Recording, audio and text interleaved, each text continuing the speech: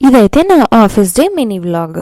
Covid వల్ల work from home చేసి లేట్‌గా పడుకొని, లేట్‌గా లేచి అలవాటైపోయి, ఈ ఆఫీసులు స్టార్ట్ అయిన తర్వాత పొద్దున్నే లేచి, వంట చేసుకొని, బాక్సులు పెట్టుకొని ఆఫీస్‌కెళ్ళడం చాలా కష్టమైపోయింది.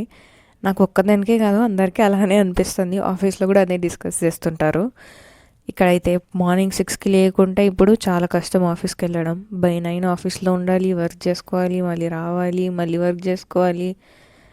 చాలా కష్టం అయిపోతుంది పొద్దున్న లేకుంటే.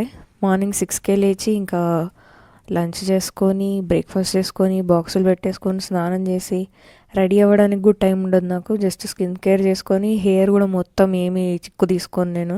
జస్ట్ ఊరికే క్లచ్ పెట్టుకొని వెళ్ళి ఆఫీస్‌లో వేసుకుంటా నేను. అంత టైం ఉండదు ఇంట్లో. 8కి అంతా ఇంట్లో నుంచి వెళ్ళిపోవాలి. అందుకే 6కి నిద్ర లేస్తాము.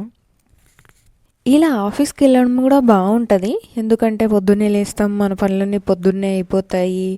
డే కూడా చాలా ఫ్రెష్‌గా స్టార్ట్ అవుతది. ఎనర్జిటిక్‌గా ఉంటది. నైట్ తొందర నిద్రొస్తది. గుడ్ స్లీప్ ఉంటది. ఇవి కూడా బెనిఫిట్స్ ఉంటాయి. బట్ ఆఫీస్‌కెళ్ళడం కూడా కష్టం. మేమైతే రోజు 120 కిలోమీటర్స్ ట్రావెల్ చేస్తాం జస్ట్ ఆఫీస్‌కెళ్ళడానికే. ఇంకా ఆఫీస్‌కెళ్ళామంటే ఆఫీస్ వాష్‌రూమ్‌లో ఈ మిర్రర్ సెల్ఫీలు, మిర్రర్‌లో చూసుకోవడం are the mandatory things. Average ప్రతి అమ్మాయి చేస్తది ఆఫీస్‌లో. ఇంకా కామన్ అది. ఇంకా వాటర్ అయితే ఖచ్చితంగా తాగాలి. హైడ్రేషన్ మెయింటైన్ చేయాలి. మన స్కిన్ బాగుండాలి, హెల్త్ బాగుండాలి అంటే నీళ్ళైతే ఖచ్చితంగా తాగాలి.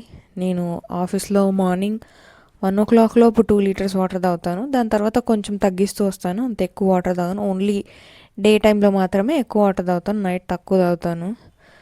పొద్దున్నే లేవడం ప్రభావం మధ్యాహ్నం అన్నం తిన్నాక ఫుల్ మీల్స్ తింటే ఆబ్వియస్లీ నిద్ర వస్తుంది.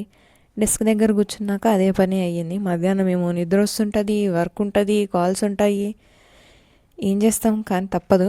కానీ బయట అందరికీ ఐటీ ఎంప్లాయీస్ అంటే శాలరీలు, బిల్డింగులు, లక్షల జీతాలు అనుకుంటారు కానీ దాని వెనకాల ఉండే ఎఫర్ట్ ఎవరు అబ్జర్వ్ చేయరు.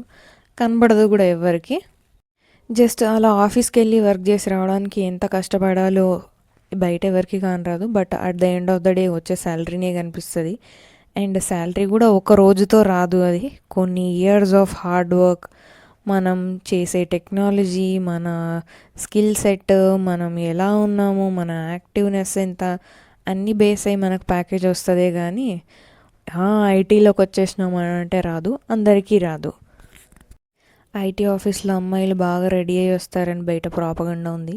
అదైతే అస్సలు నిజం కాదు. నన్ను చూస్తేనే మీకు క్లారిటీ వచ్చింటుంది. ఎవ్వరూ రెడీ అయ్యారు ఆఫీస్కి.